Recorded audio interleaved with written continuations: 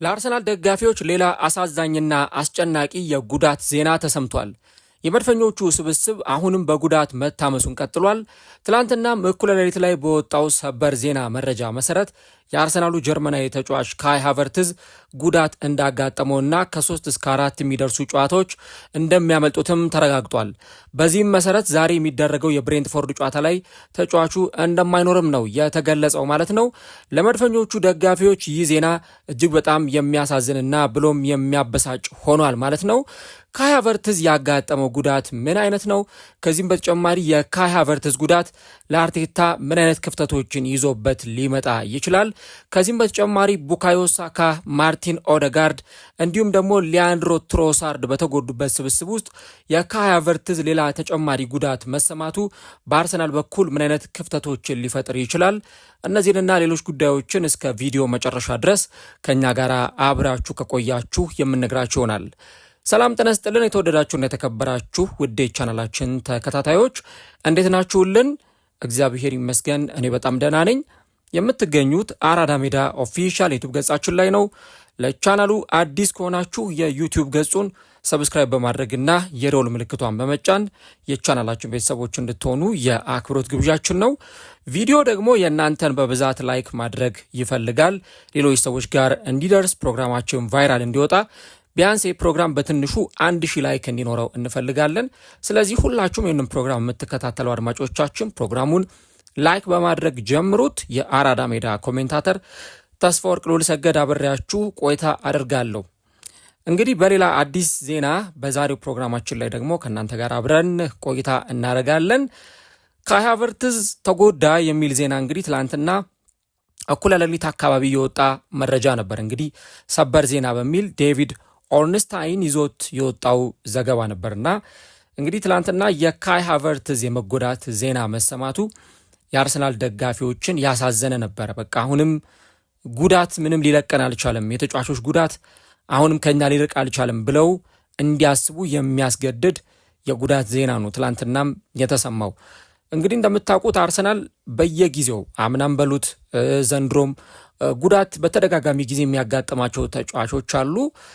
ዘንድሮ እንኳን ሙሉ ስኳዱ ተጎድቷል ማለት ይቻላል። በተለይ ከግብ ጠባቂው ዳቪድ ራያ በስተቀረ ኬፓ በሉት እንዲሁ ደግሞ ሳሊባ፣ ማጋሌሽ፣ ስኬሊ ካላፊዮሪ ወይ ሂንካፒዬ አሊያ ደግሞ ዴክላን ራይስ ወይ ደግሞ ኤበሬቼዜ ስኳድ ውስጥ እንደው 2-3 ተጫዋች ብንጠቅስ ነው ጉዳት ያላጋጠመው እንጂ አብዛኞቹ ተጫዋቾች ጉዳት ያጋጠማቸው ናቸው።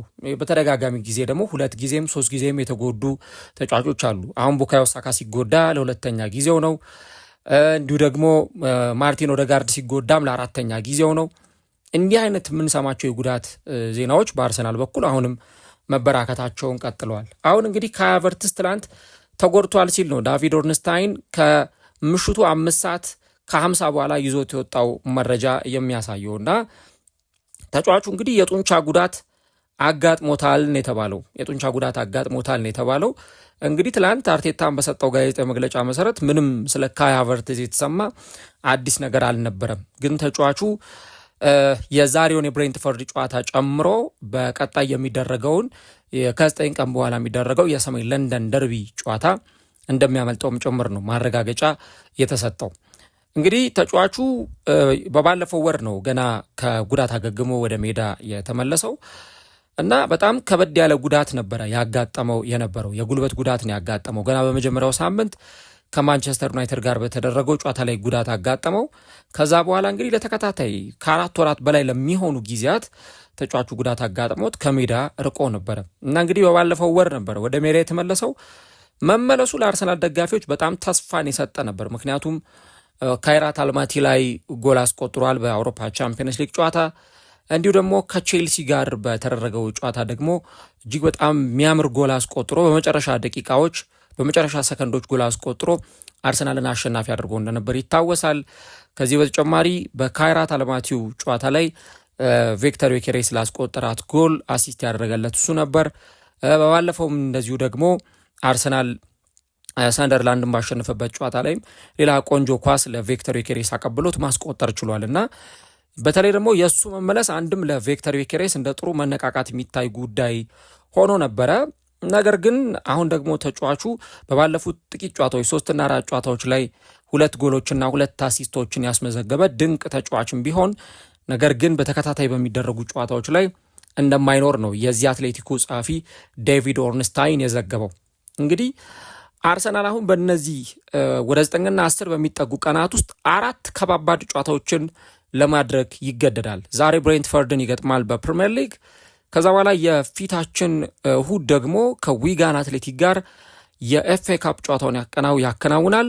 ከዛ በመቀጠል ደግሞ በሳምንቱ አጋማሽ የካራቦ ካፕ የፍጻሜ ጨዋታ ማድረግ ይጠበቅበታል ከጥቂት ሳምንታት በኋላ እና በዛ ምክንያት የሚታጠፍ የወልቭስ ጨዋታ ስላለ የዛ ጊዜ መደረግ የነበረበትን ጨዋታ አሁን ደግሞ በሳምንቱ አጋማሽ ከወልቭስ ጋር ያከናውናል።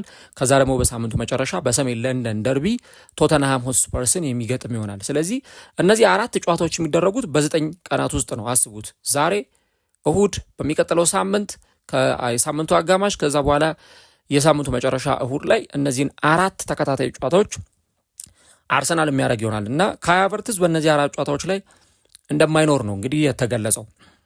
ሃቨርትዝ እንደምታውቁት ከባለፈው ዓመት ጀምሮ በጉዳት በጣም እየታገለ የሚገኝ ተጫዋች ነው።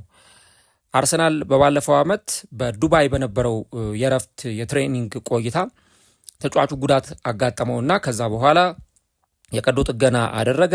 የሃምስትሪንግ ጉዳት ነበር ወይም የጡንቻ መሸማቀቅ ጉዳት ነበር ያጋጠመው። ከዛ በኋላ በ2024-25 የውድድር ዘመን አይ ቲንክ ባለሳሳት 1 ጨዋታ ብቻ ነው የተጫወተው። ከዛ መጨረሻ ላይ ወደ ሜዳ አልተመለሰም ነበረ ሙሉ ሲዝኑን ማለት ይቻላል። አርሰናል ሪያል ማድሪድን ሲገጥም በደርሶ መልስ፣ ፔዥን ሲገጥም በግማሽ ፍጻሜው፣ በእነዚህ ትልልቅ ጨዋታዎች ላይ ሁሉ የካይ ሃቨርትዝን ግልጋሎት አላገኘም ነበረ። ዘንድሮም ያ ጉዳት በሌላ አይነት ፎርም ደግሞ ተከትሎት ካይ ሃቨርትዝም መጥቷል እና ተጫዋቹ መስከረም ወር ላይ ከማንቸስተር ዩናይትድ ጋር በተደረገው ጨዋታ ላይ ጉዳት አጋጠመው። ከዛ እንደውም ብዙ ጊዜ ጉዳቱ እንደገና አገረሸበት እየተባለ ከአንዴም 2 ጊዜ የጉዳት የመመለሻው ጊዜ ሲራዘም ነበረ። በዚህ ጊዜ ይመለሳል ብለው ዶክተሮች ተናግረው ነበረ። ግን ጉዳቱ ከአንዴም 2 ጊዜ አገረሽቶበት እንደገና ተጨማሪ ሳምንታትን መጠበቅ ግድ ብሎት ነበረና አሁን ደግሞ አርሰናሎች በቃ ተመለሰልን፣ በወሳኝ ሰዓት በአስፈላጊ ሰዓት ካይ ሃቨርትዝን አገኘ ነው ባሉበት ሰዓት እንደገና ተጫዋቹ ሌላ ጉዳት አጋጥሞታል የተባለው። እንግዲህ 26 ዓመቱ ላይ የሚገኘው ተጫዋች እንግዲህ እንደ ሌሎቹ ተጫዋቾች ሁሉ በጉዳት ዝርዝር ውስጥ ተካቷል። ሜሪኖ እንደምታውቁት ጉዳት ላይ ነው። ማርቲን ኦዴጋርድ፣ ቡካዮ ሳካ፣ ማክስ ዳውማን ጉዳት ውስጥ የሚገኙ ተጫዋቾች ናቸው ማለት ነው።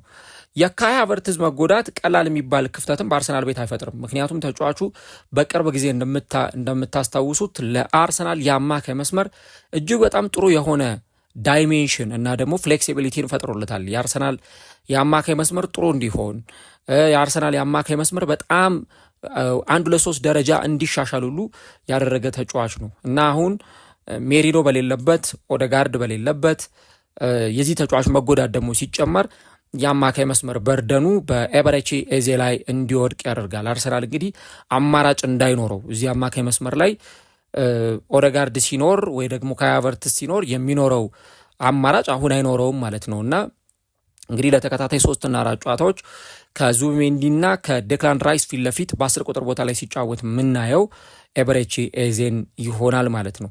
ያው ቢያንስ ሜሪኖ ቢኖር ወይ የሆነ ተጫዋች ቢኖር የሆኑ አይነት ክፍተቶችን መድፈን ይችሉ ነበረ። ግን ደግሞ እንግዲህ የእነዚህ ተጫዋቾች አለመኖር አሁን የካይ ሃቨርትዝ ካለመኖር ጋር ደግሞ ሲደመር ክፍተቱን በጣም ሰፋ እንዲል በተወሰነ መንገድ ሊያደርገው ይችላል። ምክንያቱም ሮቴት ማድረግ አለበት። ቅድም እንዳልኳችሁ በ9 ቀናት ውስጥ 4 ጨዋታ ነው አርሰናል የሚያደርገው። ሉክ ተመልከቱ ምን ያክል ከባድ እንደሆነ። በ22 ቀናት ውስጥ ደግሞ 6 ጨዋታ ነው የሚያከናውኑ አርሰናል የዛሬውን የብሬንትፈርድን ጨዋታ ጨምሮ። ስለዚህ ኤበረቺ ኤዜን ብቻ በየጨዋታው ላይ ያሰለፍክ አትጓዝም። ቢያንስ ሮቴት ማድረግ በጣም አስፈላጊ ነው። በኋላ ላይ እናነሰዋለን የማንቸስተር ሲቲና እንዲሁ ደግሞ ትላንትና የፉልሃምን ጨዋታ በተመለከተ ስናነሳ ትላንት ፔፕ ቀድሞ ስራውን ጨረሰ። ከዛ በኋላ ተጫዋቾቹን ጨራስ እያሳረፈ ነበረ፣ እየቀየረ እያስወጣ ነበረ እና ይህን አይነት ዝግጁነት በደንብ ስኳዱ እያገኘ ነበረ።